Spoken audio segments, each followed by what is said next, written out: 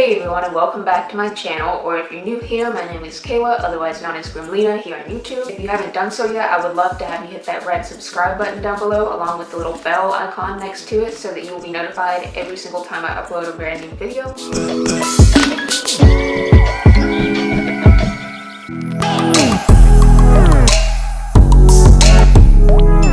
So I'm not sure what I'm going to title this video. Obviously, you're going to see the title now. It's been over a year now since I posted the storytime video about my puppy getting killed at PetSmart. And there's like 14,000 at least comments on that video. As you can imagine, not all of them were very nice. That's just to be expected when your video gets exposed to a lot of people. Obviously, you're going to come across trolls or haters or just psycho people.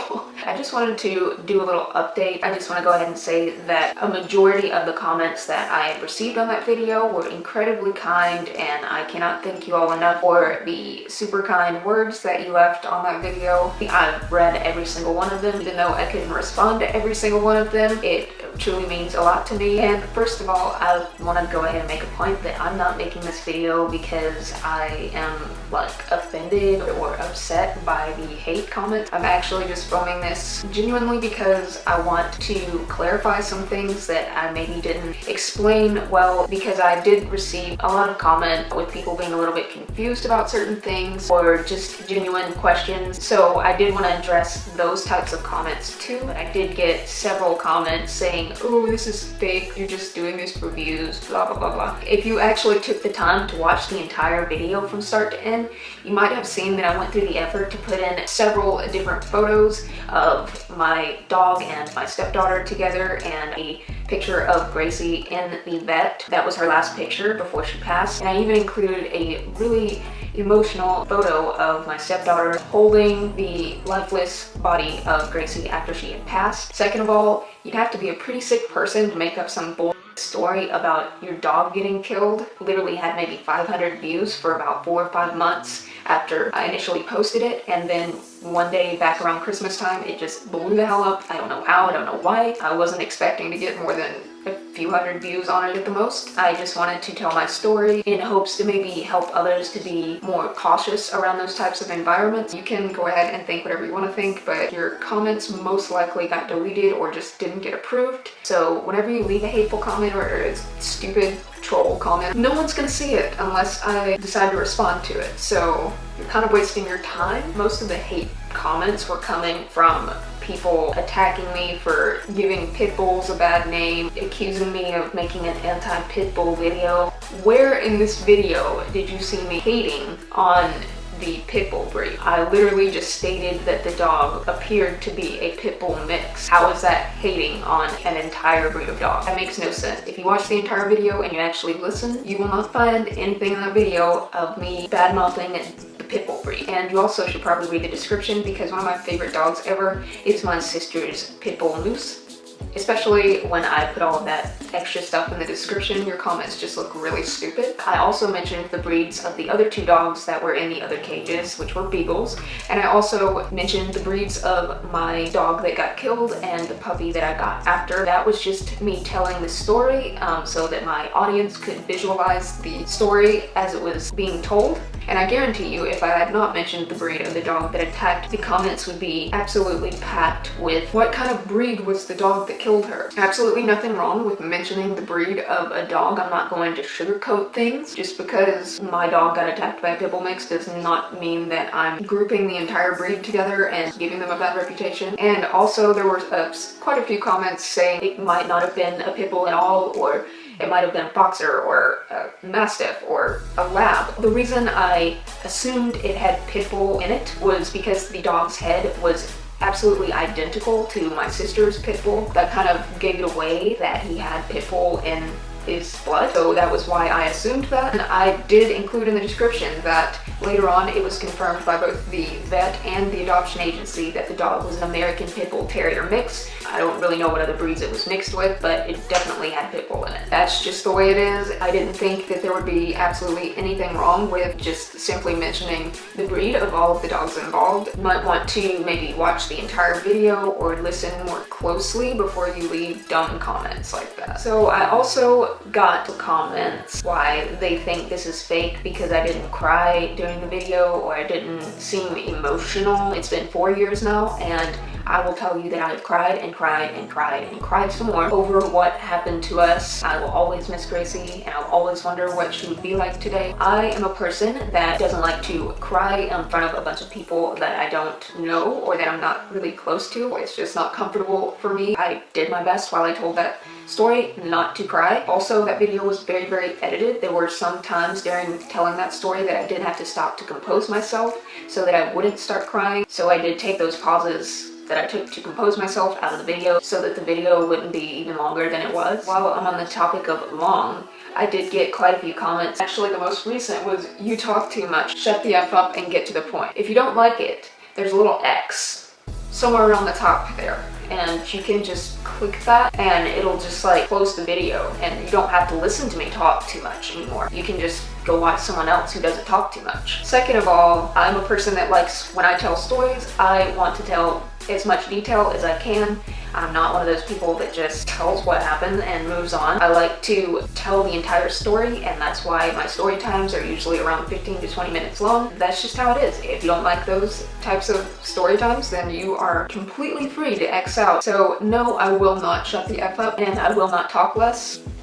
I also did receive a crap ton of comments saying this was totally PetSmart's fault. Why did you put PetSmart not at fault in your title? Because PetSmart was not at fault.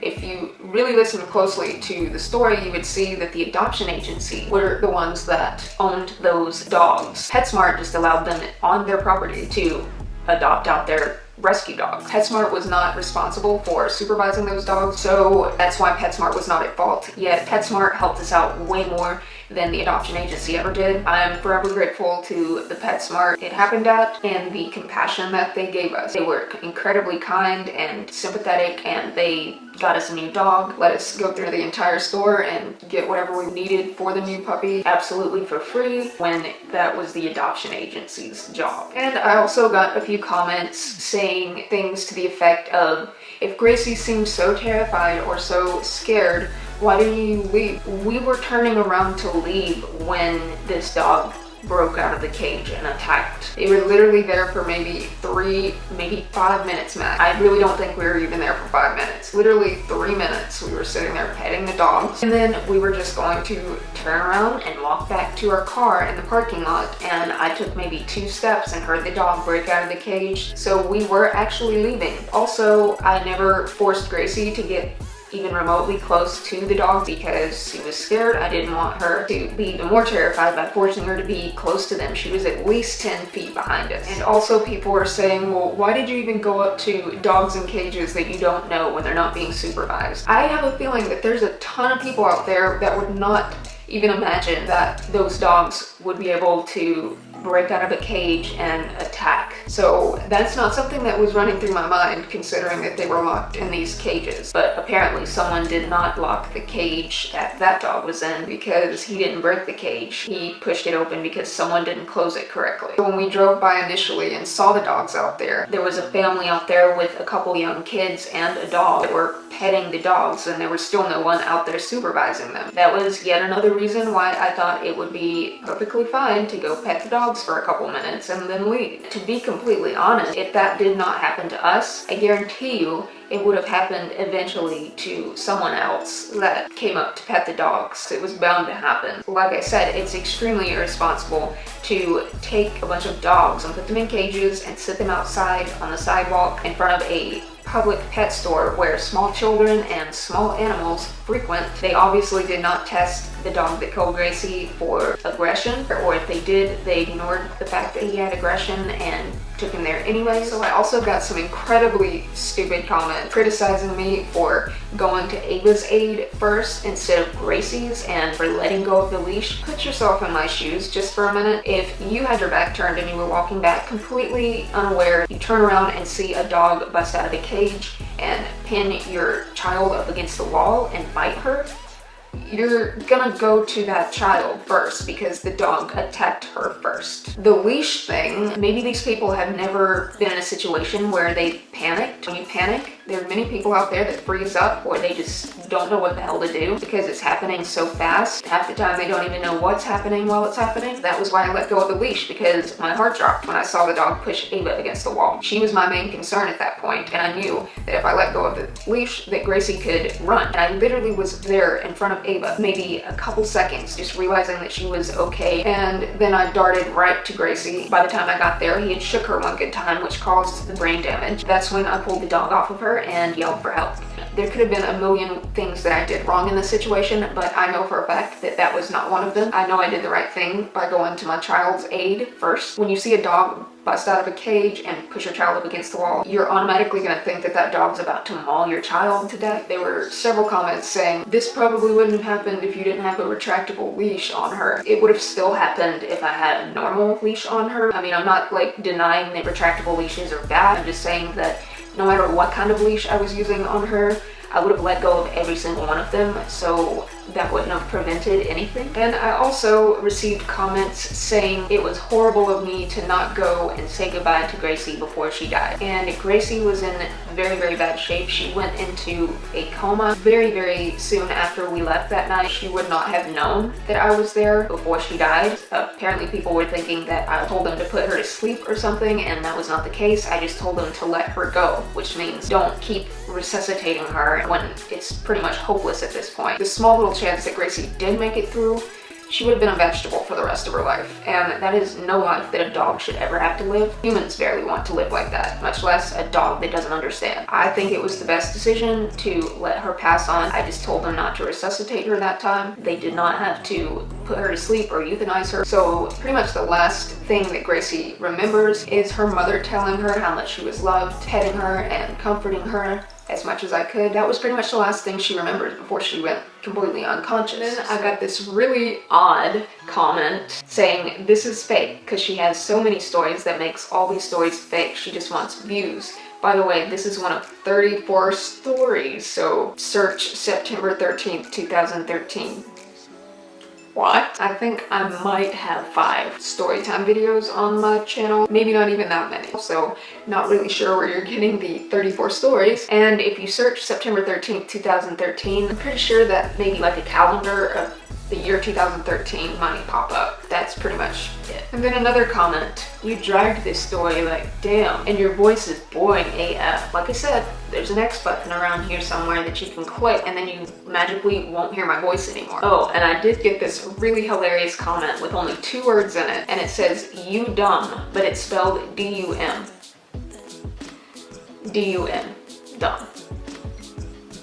So I think I've pretty much covered all of these stupid comments and maybe clarified some of the things that weren't clear in the original video. Hopefully that answers a lot of your questions, people that were being genuine and respectful. That's pretty much all I had to address in this video. I just wanted to do a little update since I've gotten so much feedback from that video in the last year, and I wanted to kind of touch base on some things, maybe clear the air and kind of make the stupid comments look a little more stupid. So anyways, if you've made it to the end of this video, I truly appreciate you listening to me ramble about idiots in this video for the most part. Again, if you enjoyed this video or if this was helpful in answering some of your questions, give this video a thumbs up. That's pretty much all I have to say in this video. So with all of that said, I hope you're having a wonderful day or a wonderful night wherever you are, and I will see you all in my next video.